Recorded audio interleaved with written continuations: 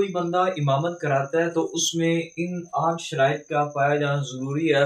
اگر یہ شرائط اس میں نہیں پائی گئی تو یہ امامت کا اہل نہیں ہوگا۔ تو یہ شرائط کیا ہیں، یہ آج شرعی مسئلہ ہم ذرا ڈسکس کر لیتے ہیں۔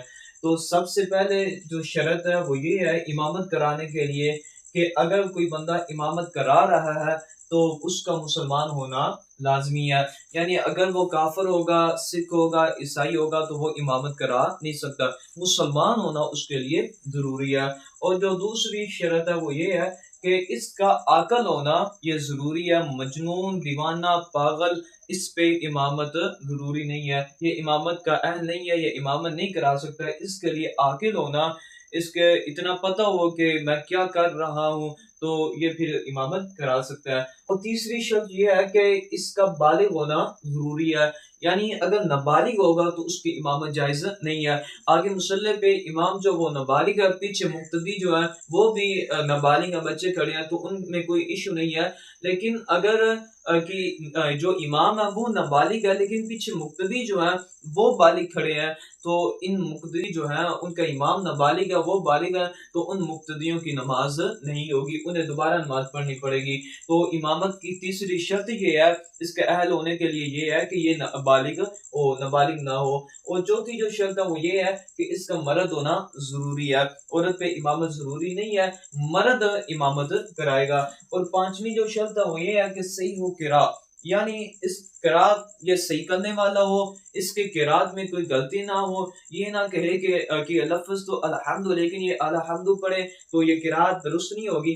تو قراءت یہ اچھی طرح کرنے والا ہو تو پھر یہ امامت کے لیے اہل ہوگا۔ تو پانچویں شرط صحیح القراءت یعنی قراءت اچھی کرنے والا ہو۔ اور چھٹی جو شرط ہے وہ یہ ہے کہ مسائل نماز، جو نماز کے مسائل ہیں کہ اگر سجدہ صاحب بندے نہ کیا تو پھر سلام پھیر دیا تو پھر کیا کرے گا، جتنے بھی مسائل نماز ہیں اس کا پتہ ہونا چاہیے۔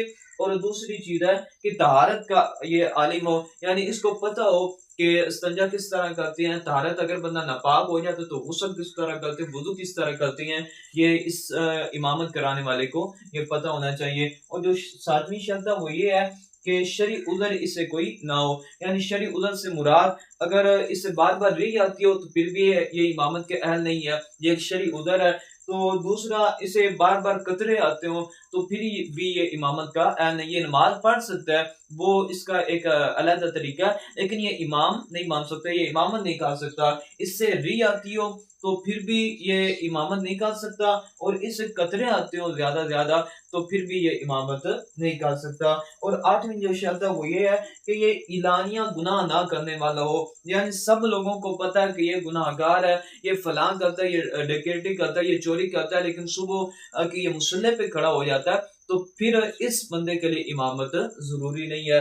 تو یہ 8 شرائط ہیں: مسلمان ہونا، عاقل ہونا، بالغ ہونا، مرد ہونا، صحیح قراءت اچھی قراءت کرنے والا ہو، مسائل نماز طہارت کا عالم ہو، ساتواں کہ یہ اس میں کوئی شرعی عذر نہ ہو، اس سے قطرے نہ آتی ہو، اس سے ری نہ آتی ہو۔ اور اس کے علاوہ آٹھواں جو اس کی شرط ہے وہ یہ ہے کہ اعلانیہ گناہ کرنے والا نہ۔ اگر یہ 8 شرائط کسی بندے میں پائی جائیں گی تو وہ امامت کا اہل ہے، لیکن اگر یہ 8 شرائط اس میں نہ پائی گئی تو وہ امامت کا اہل نہیں ہے، وہ امامت نہیں کرا سکتا۔